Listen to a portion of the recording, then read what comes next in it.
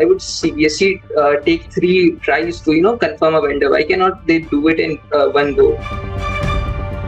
CBSE removed the record of poor performance. It was in the old tender. The old tender said that the service provider would be disqualified if there was a record of poor performance, and in the new tender it was completely removed.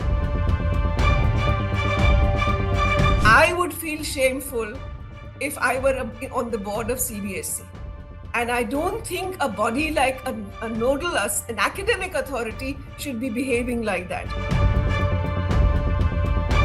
You want the machine and you want us to be like the machine. You can't do that. And it's not fair to the students. I'm not talking about assessors or teachers. We are not being fair to the students.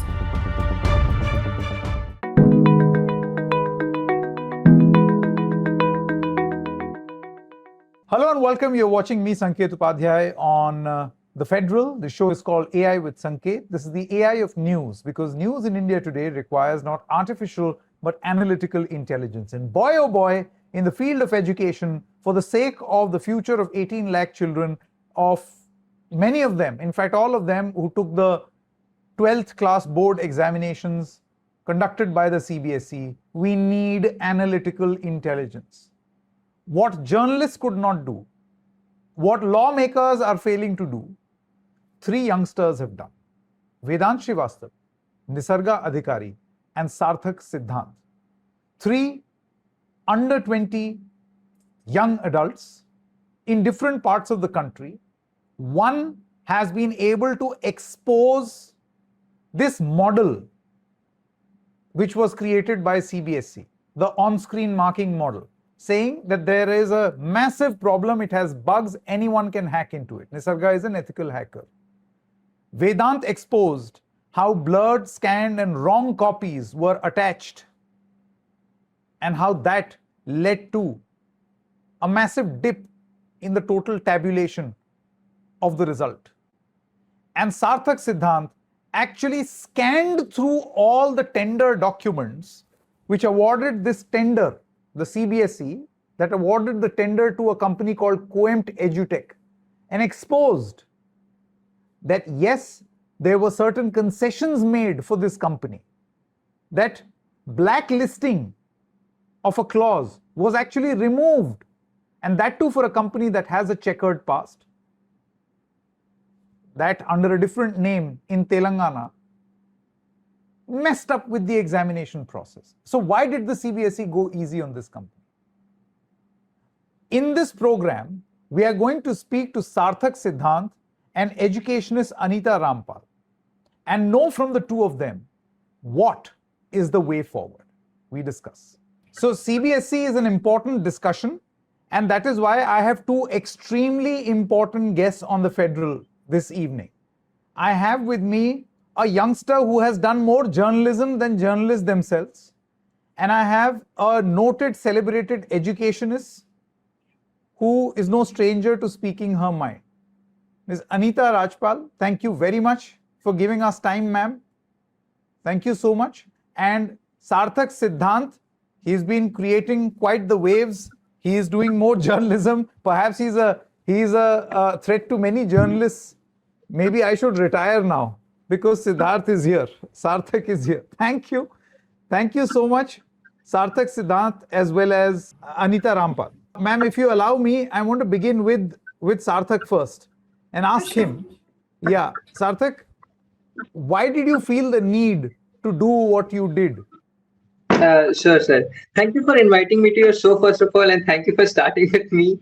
I felt the need to do what I did was because I was in a chat with Nisarga Adhikari and a renowned journalist Sanjay Maurya. We were talking together and we discovered that Coempt has a history of insecure platforms. So that spiked my interest. Why would CBSE give their platform to give their tender to such an insecure platform that is Coempt's OnMark? And I started digging in the tenders. The first thing I did was scrape all the 576 tenders, and then I discovered that there were 2 tenders that I found about the same thing. So with the 2 tenders that I found, I started looking into their documents and all. Then a source told me that there was another tender that was released in 2nd February 2025. So I'll paint the timeline for you. The first tender was released on 2nd February 2025. The second tender was released on 4th May 4th May 2025 or something similar. You can find all the details on my blog. And the third tender was released on 28th August 2025. So these tenders you can see are like the CBSE took 3 tries, the 3 tender tries to confirm a single vendor. So that obviously spiked my interest. Why would CBSE take 3 tries to confirm a vendor? Why cannot they do it in one go? Then I started digging in all the documents. I found some discrepancies. I could not find the documents of the first tender that was issued on 2nd February 2025, but I could find the documents of the tender issued in May 2025 and the tender issued in August 2020. Sarthak, don't mind my asking. You're 17, right? 17 or 18? Sir, I'm 18. Sir, I'm 18. 18. At the age of 18, are you sure that you were able to analyze documents as complex as tenders and you have the absolutely accurate and correct understanding of the tendering process, and then you're absolutely sure of what you have decoded and its assessment? Sir, I wouldn't say that I'm absolutely sure. I'm never absolutely sure of anything. But what I saw was in very simple languages, there were differences. The clause that I would like to say first would be that the CBSE removed the record of poor performance. It was in the old tender. The old tender said that the service provider would be disqualified if there was a record of poor performance, and in the new tender, it was completely removed. And we all know what Coempt Edutech's previous record was. In Telangana state boards, 23 students killed themselves because of Coempt's discrepancies and software failing. So Coempt does have a bad track record, and CBSE changed the rules. That sort of favored Coempt. So this is a very fundamental thing that I found. Like any kid that was reading through it would have spotted discrepancies. So all I did was read through all the tenders and I just found some discrepancies. I wouldn't say I'm very absolutely no doubt, Sarthak, in your ability and your intelligence in being able to decode the documents. As I said at the very beginning, we are really grateful that you did what you did, because clearly a lot of people from our fraternity are not doing what you did. So thank you for that. I just had to ask this question so that you were absolutely sure of the allegations that you were making. You said that this is to the best of your understanding and ability, and you do admit that there could be a possibility that you could make mistakes, which is true for all of us. We all can make mistakes. Yeah. Anita ma'am, I want to come to you now.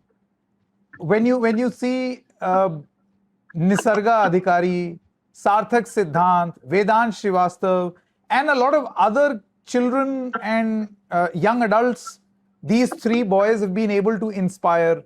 Do you feel that while the examination and the education administration may not be in able hands, but the ability to fix this by the future of this country is very much in able hands? I wouldn't generalize so much, because I think we play a role. We have a certain responsibility, all the adults. And I think it just gives some reassurance. It gives some hope. And I think that is, I keep saying that having worked in education, it's the major responsibility is to keep sure and keep scaffolding hope amongst the youngsters. Because they're going through such a despairing time and such unthinkable, unprecedented kind of things happening with them by our system, that if they can keep that spirit up and between themselves, I'm sure, as I heard, Sarthak was also consulting with others, because you don't do many of these things alone. It's important to have a group. That collective agency is important. And I think that they should be able to inspire for others like them also. I was very happy, I must confess, Sanket. I was on another channel, And I was just mentioning yesterday that I was happy that there was someone called someone Sparsh Tanvar, someone, I don't know these students, I'm just hearing about them, who said that he took 3 days to actually get onto the portal was crashing. So 3 days to put in his request for a reevaluation. In the same breath, he said something which really heartened me. He said, but I speak for those thousands and thousands who could not do that.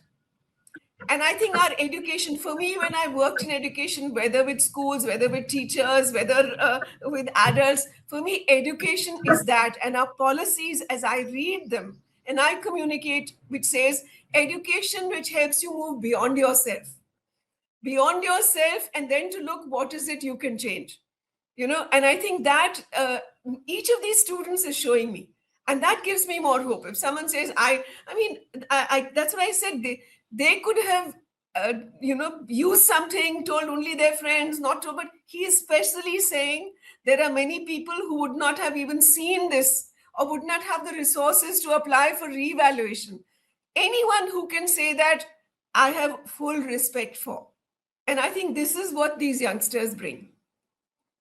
Absolutely. Sarthak, it must be told to all and sundry that whatever you exposed in your posts and in your interviews has all been corroborated by the best journalists in the business, right from the gentleman you named, Hindustan Times, Mr. Maurya, Sanjay Maurya, as well as other journalists of repute.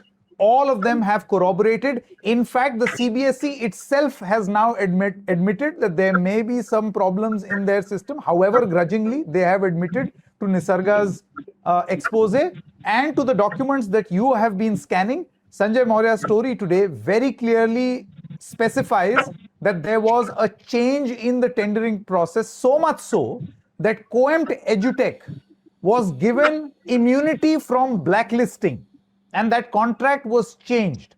That too after a checkered past. My question is that do you feel that it is criminal, to say the very least, that a contract was awarded to a company where the provisions of blacklisting upon going wrong was removed, was scrapped off? Sir, I wouldn't say that. I wouldn't, allege a lot of things at CBSE because ultimately my future is in the hands of CBSE. But I would definitely say that this is weird. Why would they do all of these things? So my question to CBSE is, I just want my questions to be answered. I am asking the board some questions through my blogs, and I want them to. I want the CBSE to answer my questions. I want them to, give a reasonable response for all of them. I like in the blacklist clause. It happened on 20th September. The blacklist clause clearly said that the other mistakes things like data breaches would not lead to Coempt Edutech being blacklisted. So all of these findings by Sanjay Maurya, by some by me, are sort of concerning about the transparency of this process. All of this points a pattern and picture that CBSE is willfully helping Coempt. And that is sad for all of our future, because we are ultimately in the system, and we have to agree to whatever rules that CBSE, whatever system that CBSE asks us to uphold. I must say, Anita ma'am, Sarthak is wise beyond his years. He knows exactly what to say, and he knows exactly what is right. He's factual. It's such a lesson for many of the journalists who are in the profession that this is what one must exercise. Stick to the point, stick to the basics, stick to the facts. Anita ma'am, just want to come to you now. You see, what's the future from here? It's very clearly showcased that this website and this whole system is broken. It was implemented in a hushed way. It was implemented, the tendering was done in an inaccurate way. It was not transparent. It was clearly with the intention of benefiting one particular agency with a checkered past. Now, to secure the future of many like Sarthak, 18 lakh children, what should happen now? One, I want to just add that, like the youngsters, it's right that they speak with humility, and that's important because they're still just getting to know this area and they're getting to know these organizations. But I want to say that I don't think an organization, a reputed board like a central board of ours, even though it's a small board in terms of the number of schools, and I have many years back been on the governing body as the Dean of Faculty of Education for Delhi University. So I'm familiar with this. But I must say that I don't think they've acted at all graciously or at all responsibly, because till the last minute they've been challenging, denying, making false propaganda, making children give wrong statements, making principals parrot in such a almost like a a mockery of principals who are parroting this system. Oh, OSM is the best system, and I think that is totally uncalled for. I would feel shameful if I were on the board of CBSE. And I don't think a body like a nodal, an academic authority should be behaving like that. So I think from here, I want to say, one, to be gracious in accepting. I don't think from the last that I heard, they have not even thanked Nisarg. Last time on a panel, I was with Nisarg, and the anchor was saying that CBSE has denied everything. And this poor guy was sitting there trying to explain how he was not on a wrong portal, but he was on the right portal, and he had the details of teachers, and he could cross-check that which teacher was teaching in which school. So I'm saying this, doing this to a young person like 17 or 18, rather than being happy, rather than being thankful, rather than being supportive, I mean, I don't think any board, I mean, not even us humans should be doing it, but not an academic board. The next step, I think, is that one, of course, they'll have to ensure re-evaluations, not just by those who have actually applied for it, because it's the responsibility of the board. I mean, there can be many more poor children, like we heard poor children's voices saying, I don't have the money. How can I disqualify? How can I ask for re-evaluation? And why should I ask for re-evaluation? I have not made this fault. So I think completely a blanket re-evaluation. And I have said earlier also, and I say that this reading of scanned sheets, whether good or high resolution or poor and blurry, is not a good system. It's not how evaluation should be done. I mean, we have larger boards which are doing it. We ourselves do it on, physically. Today, I checked with so many countries. Today, people I know in so many countries, whether Canada or Singapore or Norway, or, many colleagues who responded immediately said no. They said in Singapore, they said that even though there are smaller schools, fewer schools, it doesn't matter. They said we have 2 teachers who reread those answers all on the paper sheets. So I think if we take students' understanding and our jobs as assessors seriously, we should forget this thing about making teachers sit like machines, staring at a screen and scrolling a page and not being able to take the decision that they should. And in fact, what was more shocking for me was when one teacher told me that someone took a little longer, because you're also looking at handwritings, you're discerning handwritings which may not be very clear, and we want to give the benefit of doubt. We want to do our task with full fairness. And a phone call came to the head of the center saying, why is so-and-so, why is this on this monitor things going slow? Now, if I'm going to be monitored and watched, sorry, this is not how any sincere, good assessor can do. And you can't replace it as a hybrid thing. You want the machine and you want us to be like the machine. You can't do that. And it's not fair to the students. I'm not talking about assessors or teachers. We are not being fair to the students. And then our question should be better. Because if we are there as human beings, then our question should not be what a machine does, tick, tick, tick, and 1 mark, you match 1 key and multiple choice or just short answers. We want them to express themselves, and we want to know how much they understand. We want to know the depth of their understanding. So we should have better questions. I mean, the countries that I was speaking to this morning, they are shocked because they don't have board exams. whether it's Canada with large number of schools, whether it's the Nordic countries.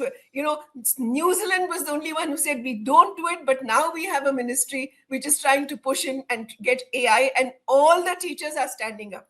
In our case, it's even worse because teachers are being threatened. And I know teachers being punished for things that they shouldn't be punished. They're talking about ethical things, and they're punished 60 kilometers away in Delhi. So I don't think we can use fear and we can use control and surveillance of teachers or students to have a better education system. I think that's a really valid point that you have made from your point of understanding. But Sarthak, you see, there is a flip side to this argument also, and I'll come to you, Anita ma'am, and maybe ask you the same question.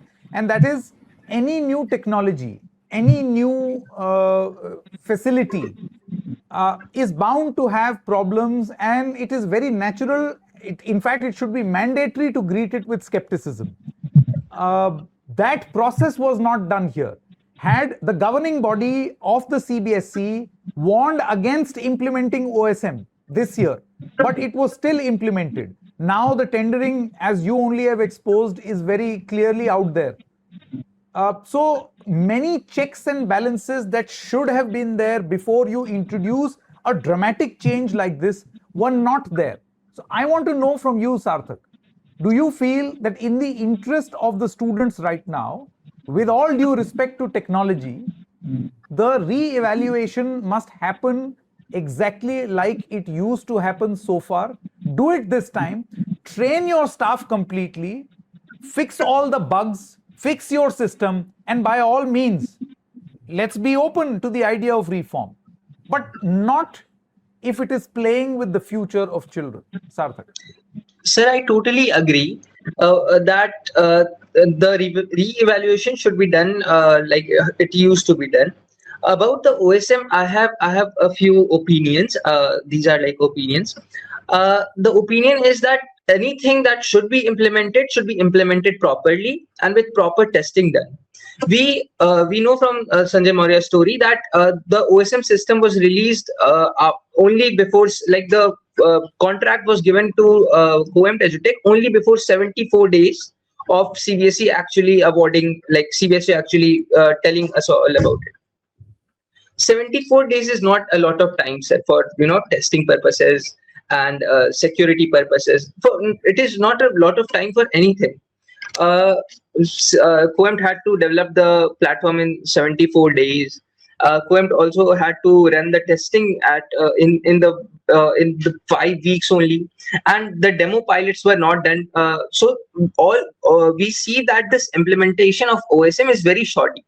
Again, technology, we should all, since I'm more of a tech guy, my work is more in tech. I think that technology should be the future forward. We should move forth with technology, but I don't think we should do it in a hasty way or a shoddy way, which CBSE has done this time. I'm saying this technology is not needed, is not good for assessment, because with this technology, you reduce the kind of assessment that you're doing. You don't do the kind of deeper assessment which is needed of any student, and you do a more cursory assessment. And that's what happens, because you set questions like that, and then you set questions which can be screened, which answers can be screened, and you want it faster. I mean, this is not the answer. So please try and listen, and also learn from other countries, not just, we are so ready to jump onto the bandwagon. Yeah, it should not happen in haste. You're saying it should not happen at all, because this is not the sort of technology that we need. I get the point that you're making. Need it for other things. Make PDFs and use them to hand over to students when they want. Yeah, but the evaluation should happen manually, so that you can trace it back to a teacher. The teacher has a good physical view, and it is not some scanned. Fine. I mean, my only limited point was that even if, say, for instance, you are putting a technology to use, not smitten by it, my bigger problem is the shoddy implementation. It is always and always the implementation. That is Certainly, like if I'm saying you need to give PDFs to students, you need to give good PDFs to students, good, well-scanned PDFs, So that's what I'm saying. Use it where it has a meaning, it has a purpose, and it's going to be useful, not where it's detrimental to the actual purpose of assessment. Okay, before we go, Sarthak, I want to ask you a question. Your friend Vedant Srivastav was labeled Pakistani by a few television anchors and also some people who are very kind to the central government and the CBSE. Have you also received any labels for what you have done, or have you largely remained label free? Sir, I have not in a mainstream sort of way. I have not received labels in a mainstream sort of way. But there are again trolls of Twitter, and I believe in ignoring them is the best option. Thank you, sir. Too good, too good, too good. This is exactly what needs to be done, because their focus in life is to distract you.